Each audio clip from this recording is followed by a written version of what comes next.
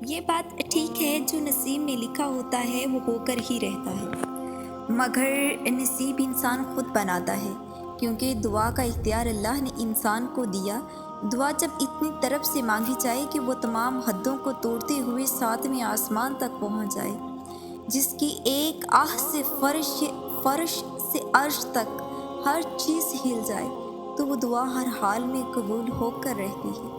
جب انسان اس بات کا یقین کر لیتا ہے نا کہ اللہ ہر چیز کر سکتا ہے، تو پھر ہر چیز ہو جایا کرتی ہے۔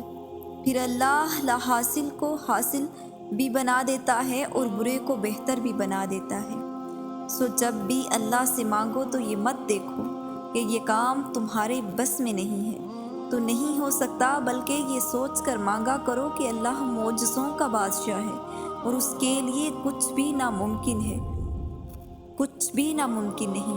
اس کے ایک اشارے کی بات ہے اور وہ بھی ہو جاتا ہے، جس کے نہ ہونے کی ساری کائنات دلیل دیتی ہے، جس کے ایک حکم پہ چاند 2 ٹکڑوں میں تقسیم ہو گیا تھا۔ تمہیں لگتا ہے وہ تمہارے نصیب نہیں بدل سکتا؟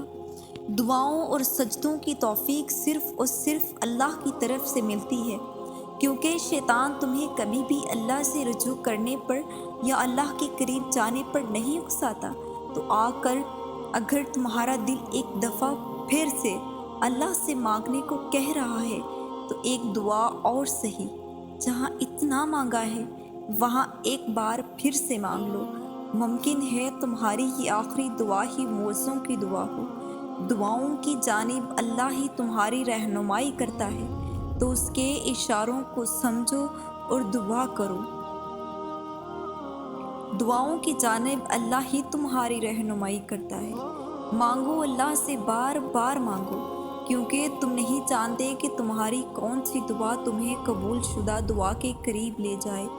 تم نہیں جانتے تمہاری کون سی دعا سے اللہ راضی ہو جائے اور فوراً تمہارا مقدر بدل جائے۔ تم نہیں جانتے۔